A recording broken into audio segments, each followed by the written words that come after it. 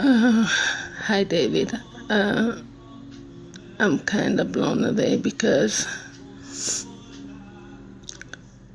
you are anointed by God and you carry His glory. And I still remember for the first time when I testified that I couldn't get near you because of the glory. And thank you for the hug. It means a lot because I've been experiencing that Christians being mean and kick me out of churches and saying that I'm hopeless, that there's no hope for me because they cannot help me. And I gave up just right before the conference you came.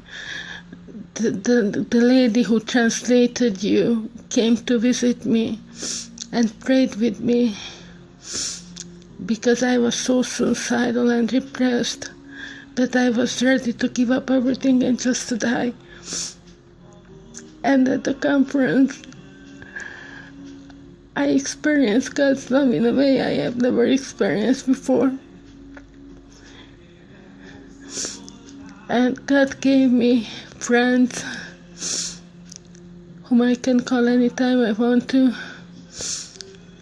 And I just want to tell you that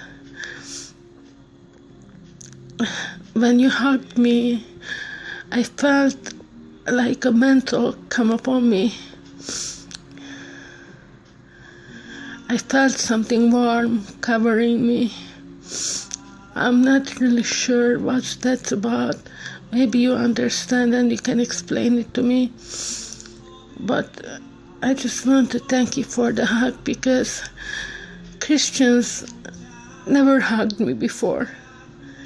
Really, Christians never hugged me before. They never showed love toward me. And there you stood in a distance and the love of God was shown on your face. And I have to admit that I hate to cry. I have to admit that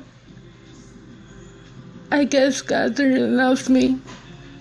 I mean, I guess He really cares for me. And I don't want to die anymore. And I'm not depressed anymore. And you know, I'm sending this voice message to you because it's hard to type it out. I just thank you for being obedient to God and carrying such a glory. This is what Hungary needs.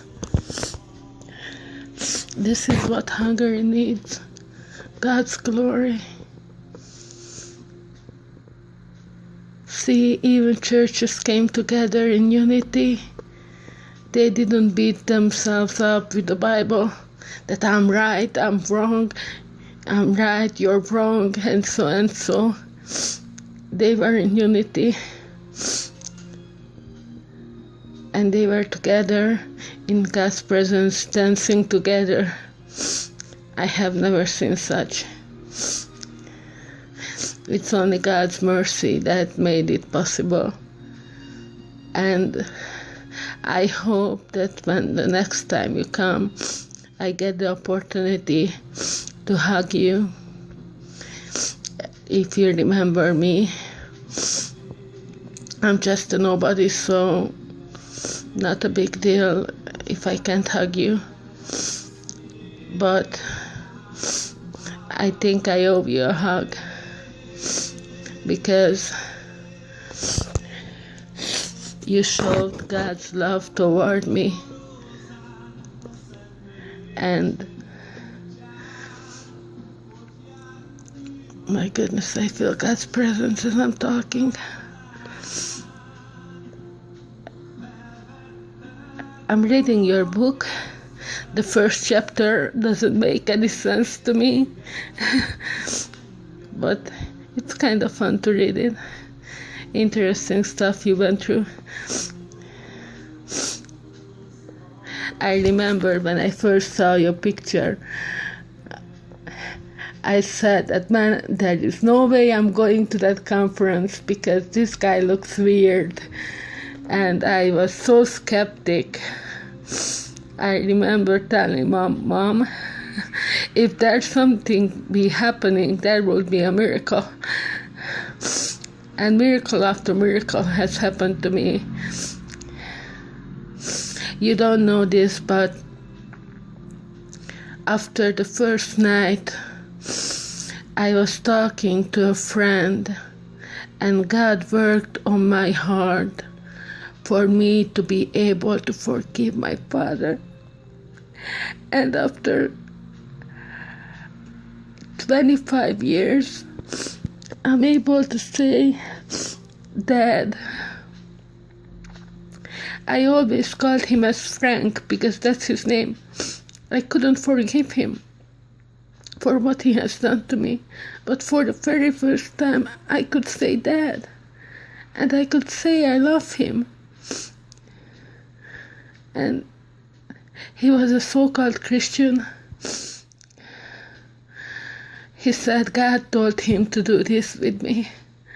My world collapsed. And I felt like abandoned,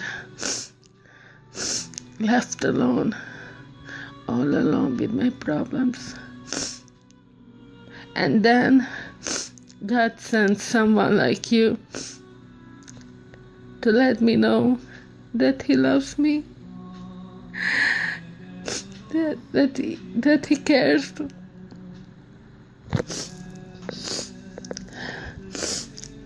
And this is something very special to me because when I was 4 years old, I used to write songs to God, and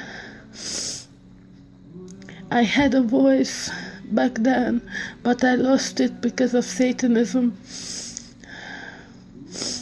And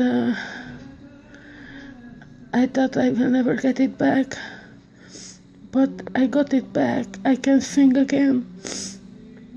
And I believe I will be able to write songs again. And David,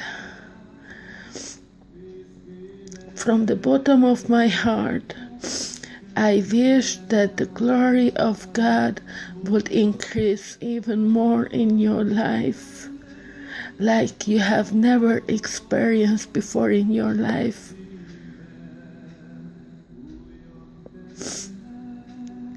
Thank you for listening, and sorry for crying. Big hugs.